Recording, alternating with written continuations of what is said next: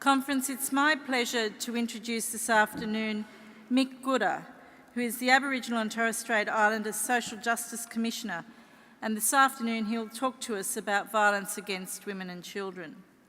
Mick is a descendant of the Gangaloo people of central Queensland and is the current Aboriginal and Torres Strait Islander Social Justice Commissioner, as I've said. His term commenced in February 2010. Mick has had extensive experience in Aboriginal and Torres Strait Islander affairs, having worked in remote, rural and urban environments throughout Australia for over 30 years.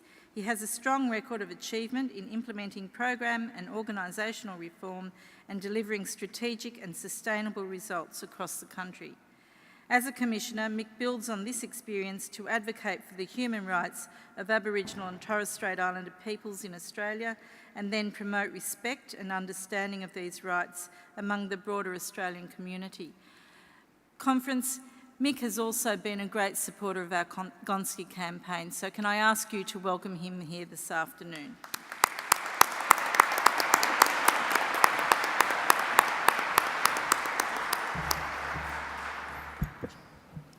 Thank you, Joan, for that nice introduction. Can I start by acknowledging we sit on the lands of the Gadigal people of the Eora Nation, and it's with a lot of respect and gratitude that I thank them for allowing us to do so. I keep on telling people when I travel around Australia that I now live in the biggest Aboriginal community in Australia. In Western Sydney, there's more Aboriginal people there than the whole of WA. And I don't think we can forget the people who fought hard to keep their culture and their country alive. As Joan said, my people are the Gangaloo from central Queensland, based around a big mission called Woorabinda. I tell people, despite all the grey hair, I still have elders. And my elders tell me I have to pass on my salutations to the people on whose land I find myself from time to time, and to make two commitments. One is to respect their culture and their country, and the second one is to leave their country and their culture in the same condition it was when I arrived. Joan, thank you for the opportunity to speak here today. Some of you may recall that I addressed your conference 2 years ago, and 2 years before that I spoke at your council meeting. This shows, I think, the enormous respect and admiration I have for all of you as educators. But I also think it shows how crucial I think teachers are to progressing our human rights and our social justice agenda. In looking back on those previous speeches, it has been interesting to reflect on where I started out as Social Justice Commissioner. In my first address, I outlined the priorities of my term to build stronger and deeper relationships between Aboriginal and Torres Strait Islander people and the rest of Australia, between Aboriginal and Torres Strait Islander peoples and all levels of government, and between ourselves as Aboriginal and Torres Strait Islander peoples. By the next time I spoke to you in 2012, I was able to talk in detail about the importance of the Declaration on the Rights of Indigenous People, and also the importance of constitutional recognition. At that point, the expert panel had presented its report to Parliament, and we were really starting to get the public education campaign going through Recognise. And today, another 2 years on, I think we can claim some wins in all of these areas.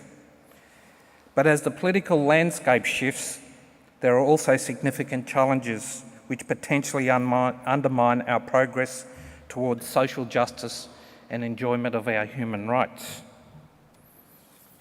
Being the eternal optimist, I'll start with some of the positives. In February 2013, we witnessed a historic step towards a referendum when the Aboriginal and Torres Strait Islander Peoples Recognition Act was passed unanimously through federal Parliament. The Act of Recognition provides acknowledgement of Aboriginal and Torres Strait Islander people's unique place as Australia's First Peoples. It also prescribes that a review will be commenced considering proposals for constitutional change, their likely levels of support in the community, and the likelihood of their success. This report must be completed by 27 September this year and tabled in Parliament within 15 sitting days. The act of recognition is a welcome development, but it is only a first step. I continue to urge the government to build on the work of the expert panel on the constitutional recognition of Aboriginal and Torres Strait Islander peoples. The recommendations acknowledge the need to couple recognition of us as Australia's First Peoples with reforms to address the provisions of the Constitution which permit, enable and anticipate racial discrimination. The success of the constitutional reform lies in the hands of everyday Australians. A public education campaign is being run by Recognise and is now mobilising large numbers of Australians from all walks of life. Recognise now has around 202,000 people who have pledged support for constitutional recognition. And polling has shown up to 81% of eligible voters also support the recognition of Aboriginal and Torres Strait Islander people in the Constitution. At the moment, before we know what the referendum question will be, the aim is to try and build popular support and momentum. There is a long way to go on constitutional reform, but I believe in the innate decency of the Australian people to walk with us on this next important stage of our national journey to reconciliation. Constitutional recognition is a beacon of hope for Aboriginal and Torres Strait Islander peoples, but is not the only issue that should take our focus on achieving human rights. For me, as I outlined last time I was at the conference, the Declaration on the Rights of Indigenous Peoples is a foundational document for our human rights and a powerful tool for achieving change. The Declaration contains a number of key principles underpinning the rights it protects.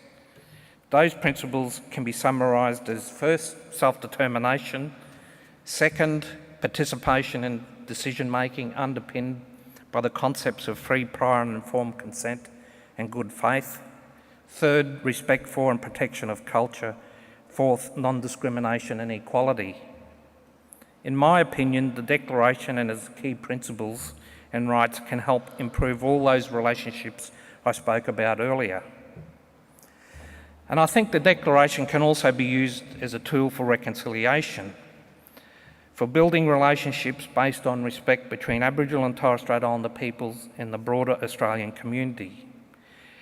Just like constitutional recognition, it has the ability to lead positive change for our communities while at the same time bringing Australians closer together. So what does this mean for your daily work? I think if you keep coming back to those four principles I mentioned, you get a good idea about what this means in practice. I challenge people from all walks of life to apply these four principles to the work they do with Aboriginal and Torres Strait Islander peoples. At an organisational level, it might be as simple as making sure Aboriginal and Torres Strait Islander students and families are involved in your school decision making and are actively consulted about what makes education works for them.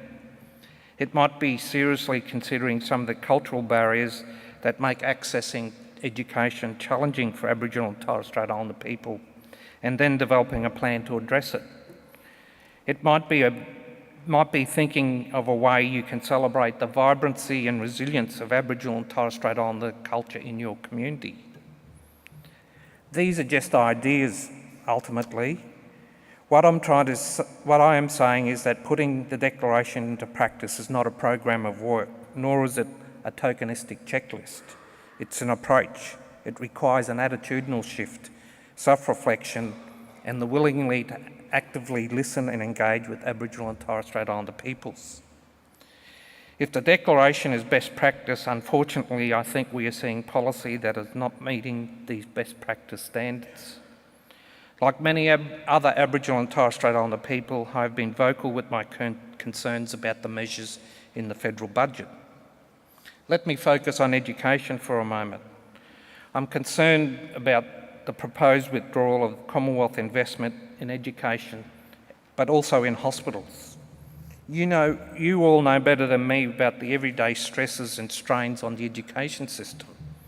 I'm concerned Australia is heading towards a two-tier education sector which divides the haves from the have-nots. However, it is changes to the welfare system, particularly youth welfare, which could have a devastating impact on Aboriginal and Torres Strait Islander communities. The proposal to deny young people access to the dole for 6 months of the year is cruel. It won't address what is a very complex issue in youth unemployment and disengagement from education and training. All it will do is further marginalise an already marginalised sector of the community. Experts and welfare groups have argued correctly, I fear, that the changes to the youth welfare system could lead to a spike in the crime rate. Someone said to me once, if we don't provide safety nets for people, one of two things will happen. People will be knocking on the front door of your house, begging for things, or breaking in the back door, taking them.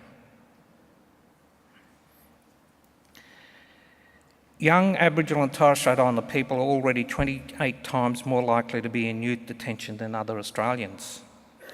And when the cuts to the Aboriginal legal services are added to this mix, the multiplier effect means this crisis risks becoming a catastrophe. Once a young person has been engaged in the criminal justice system, it is notoriously difficult to re-engage them with the education system. And we so often see a trajectory of re-offending and imprisonment. I find it shocking that as a society we do better at keeping Aboriginal people in prison than we do at school and university. The Aboriginal imprisonment rate is 58%, is projected to be 58% within 10 years. Is actually higher than the Aboriginal school retention rate from years 7 to 12, which is 46.5%. What has been startling is that these proposals I spoke of earlier have been developed with little or no input from Aboriginal and Torres Strait Islander peoples or their representative organisation. If we return back to the Declaration, which after all Australia has at least a moral obligation to implement, government needs to be very active in involving us in that decision making. I've said several times this year that there is a new maturity in the Aboriginal and Torres Strait Islander leadership, one where we recognise there are major problems with Australia's economy, one where we recognise that every sector must contribute, including ours. The federal government has outlined its intention for a new engagement with Aboriginal and Torres Strait Islander people.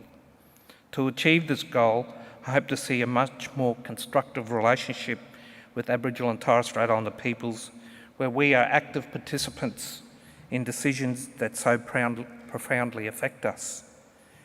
This will lead to a dynamic where our communities can be in control. This is the last year of my 5-year term as Aboriginal and Torres Strait Islander Social Justice Commissioner. I don't think I'll be here in another 2 years to address you in this capacity again, but who knows? So let me take this opportunity to thank you for the hard work you do with our kids and the principled advocacy that the Teachers Federation takes on, how the Teachers Federation takes on Aboriginal and Torres Strait Islander social justice issues. Now more than ever, as we face the challenges of the future, be it constitutional recognition, implementing the Declaration or providing a solid education for Aboriginal and Torres Strait Islander kids, it's great to have supporters like the Teachers Federation on our side. Thank you, ladies and gentlemen.